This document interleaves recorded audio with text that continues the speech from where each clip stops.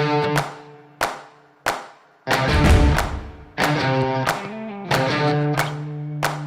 I'm gonna start off this video today and let you know that what I'm doing on this spring seeding project may turn into pretty much a complete nightmare. Now, I know that's a very positive way to start a video, but I want to be honest with you about the situation. Spring seeding and cool season lawn, and specifically when I have so much bare soil here, sort of go through this video and tell you what would be the ideal way to do things and what I'm going to have to do in order to try to get some grass growing here. So let me give you the ideal situation first when seeding cool season lawns. The best case scenario would be to do this in the late summer, early fall. If I didn't have so much bare soil sitting everywhere and didn't want to go through the rest of this year with nothing but pretty much weeds coming up on it and mowing those weeds, then I would let that go. Somewhere around the midsummer, I would start to kill off what's there, and then I would actually start to try to get some water on this consistently to get everything in the ground that I don't want to be there, rough grasses, weeds, everything to pop back up. Then I would spray it again. Then I might do that whole process again and see what's still there, because if you remember, what I'm dealing with out here is former farm field. The point is that you want to try to remove as much of what is already in the soil and what's going to try to grow against your grass ahead of time. Well, I can't do that right now because I'm running up against a window of needing to seed this. The reason it's difficult in the spring is because you're waiting for those ground temperatures to come up, so you're not getting as good of germination as quickly as you do in the fall time. But the weeds are wanting to grow right now too, and as soon as we start to get into warmer temperatures, as soon as it starts to rain, then you've only got weeks there and not a whole lot of maturity time before you also get to your summer heat, which is the worst thing for cool season lawns. Even an established lawn, it's very difficult for it. But on a yard that's maybe 4 weeks old, something like that, you may or may not have it survive. It just depends on what you can do to take care of it and how much extreme heat you have, how much drought you have, so many different factors. So that is why this is not the ideal situation, but the reason that I'm doing it is because I like to do projects that are challenging. I like to show the good and the bad as to if you're in a similar situation like me, what may happen. Maybe you have a lot different weather and it goes perfectly. Maybe I'll have good weather coming up and it'll go perfectly, but I think from what I'm seeing in the ground here already starting to pop up as far as weeds, it's going to be a really difficult challenge to get this done cleanly. That is the explanation, but let's get to some seeding work. So one of the first things that we need to do is measure out the area that we're going to be seeding, no matter what that is. You need to figure out what the size is so you know how much seed you're going to need to put down. We have different seeding rates depending on which grass type that you are doing. So I'm going to use my measuring wheel here on this north side to get some measurements here and figure out how much seed I'm going to need. So I came up with 105 by 53, so roughly 5,500 square feet for that area. So this area over here, as you can obviously see, is going to be shaded most of the time, and even in full sun today where everything else is in full sun, this is what it gets. So as the sun goes down, you'll get a little onto this corner over here, but it's just not much. So I'm gonna be planting my shade seed, the Elite Shade over here, just because this dense shade is exactly what it's made for. So that's seeded at about 6 to 8 pounds per 1,000 square feet. I'm gonna continue it into this full sun area because it does have some ryegrass in it and some bluegrass, small percentages, but the rye gets going pretty quickly and actually it becomes more of just an overall rye look, which should blend fine with the more fine fescue right into that shade section. So we'll just give it a shot. This is already an open bag, so this was originally a 25-pound bag. So if I was going 2,000 square feet at 8 pounds per 1,000, then I would need 16 pounds total. But if you're a beginner, or really for anyone, if you'd like to be completely accurate on this, you can weigh out your seed, weigh out 16 pounds, put it in your spreader, start that spreader on a low setting where you're still getting good even coverage, and then walk around as many times as you need to get it all put down evenly. Then you know for sure that your rate was absolutely correct.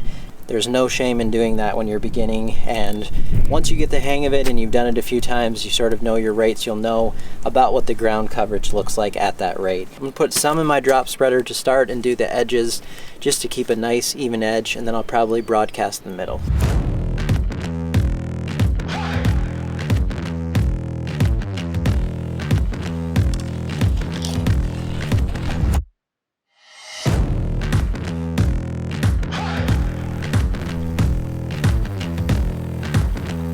So next step that I like to do is take one of these just wire rakes. I find that they work the best just because you can be very light and you're not moving too much soil around. And you can either just drag it across here. It's not putting really any pressure down, or you can flip it over and you can kind of get a small amount of soil to go over top of that seed. And that way you have just a slight top dressing onto it. It's putting it just below the surface. You don't want to bury anything, but if it's sitting up on top, then it's likely going to be a lot easier to wash away, have birds eat it, and all of that. So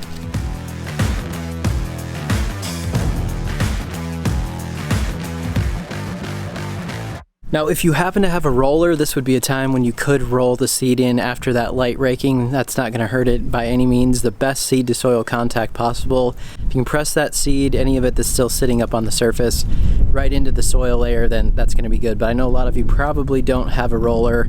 You can rent one usually for pretty cheap, but it's not absolutely essential if you don't have one. Just make sure, like I said, that the seed's not all sitting up on top of the surface, or you're probably going to lose quite a bit of it.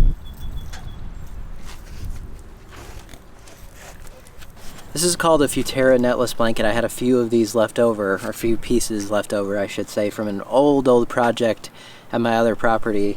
And I thought today, well, why not just put it down what I have right up against this just as a test. I'll have to do something here, probably more straw blankets or something. I'm running out right now, but I'll have to do something on that hill because it's fairly steep, and I think if we get any sort of thunderstorms, then most of that's going to wash away, but I'll worry about that later. I just want to show you as this grows in, the difference between this, maybe straw right next to it, and maybe a few areas with nothing on it at all.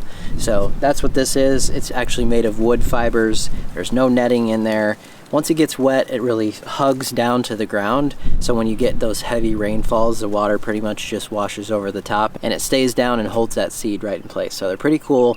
They're kind of hard to find though, and they are pretty expensive compared to just the straw blankets alone, which are much easier to find usually as well. I also finished this area. I seeded this with tall fescue. So as I mentioned in previous videos, I'm going to be driving on this and making a path similar to this wood chip area right here over here, but I just seeded everything for now so that it's all consistent, and then I'll figure out where that path's gonna go. And then over here on this side of the building, I know I was talking about putting some ryegrass down over here, but even today it's in the 80s, and I just noticed how hot it is on this side just with the full sun. I went with actually tall fescue bluegrass. I had some on hand and I decided to use that. I wanted to save the rest of my fescue for that other area that we just looked at. I think it's gonna do well though over here in the full sun, and the rye was really just to try to get something going, but I don't think I'm gonna have any problem with germination with how warm it is over here. And then if you look in behind me here, you can see some rain on the way, and I knew there was some rain coming, which is why I was trying to get all this done today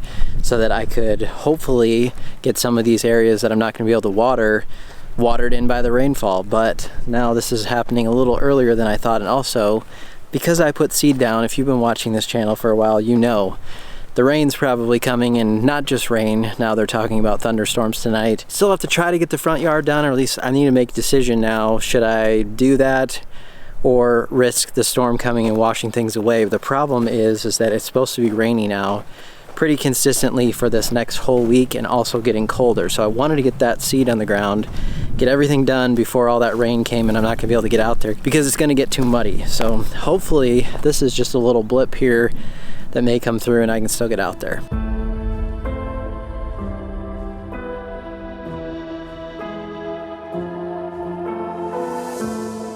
Well, it looks like we might get a few raindrops, but I'm not really seeing anything major on the radar, so I think I'm just gonna go for it and seed this front and hope tonight that it doesn't wash away, but you just never know, because around here, if I were to bet on the weather, then I would be completely broke, we'll put it that way. Front yard, have it all smoothed out, as smooth as it's going to be to start. It got pretty dry and started to actually crack already, and went through it one more time today with the Ventrac, but it was starting to just crumble instead of really be workable soil. So obviously putting down my favorite type of grass, which is perennial ryegrass, my elite ryegrass going on this thing, 5,000 square feet, probably going about 7 pounds, maybe a little more, 7 to 8 pounds per thousand, something like that. Try to get this put evenly over here. Gonna put some straw blankets on it to hold it in place as much as I can. I'll show you that right now. I woke up feeling like this gon' be my day. I got that poppin' fire every step I take. Living that wild life, not stopping out no way. Just seeing green lights, won't never touch the brakes. Let me tell you something.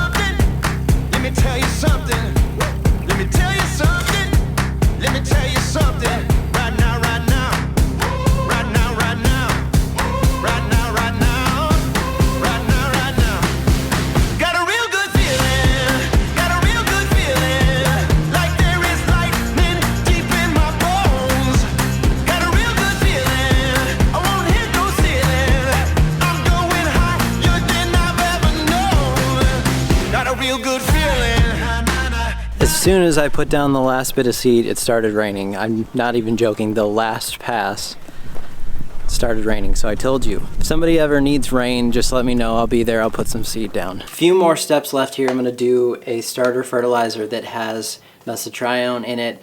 So same ingredient as tenacity. Now I could spray tenacity right now if I wanted to out on this bare ground. It's probably a little better option than a granular. But this is a very small prill size, so it does a pretty good job of even coverage.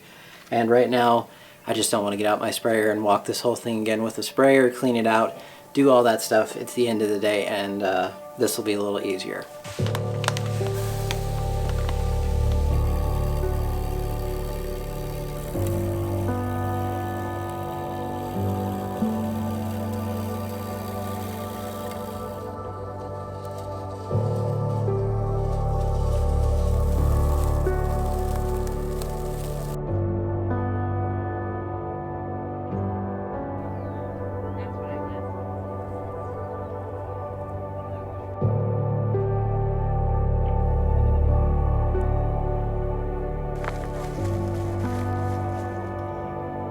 Ready.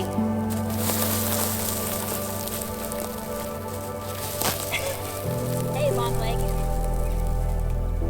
Well, we got it done. I didn't finish filming last night just because, ooh, it was a long day for sure. But we finished, used a work light out here to see the rest of putting down the staples in there and all that stuff. And then last night, about 3:30, I woke up and I looked outside and it was raining, not too heavily, but it was a steady rain. It looks like this morning everything stayed intact really well. We do have some more chances for storms later today, but I think it's gone down more towards just showers and stuff, which is going to be good. And then it's supposed to snow. So you just never know what's going to happen here, but I'll keep you updated on everything. The next few weeks it's going to be the critical time to get this stuff going. Hopefully the weather looks a little cooler than I had hoped, but just got to do what you can do. So hope you enjoyed that one. Thank you so much for watching today. We'll see you next time.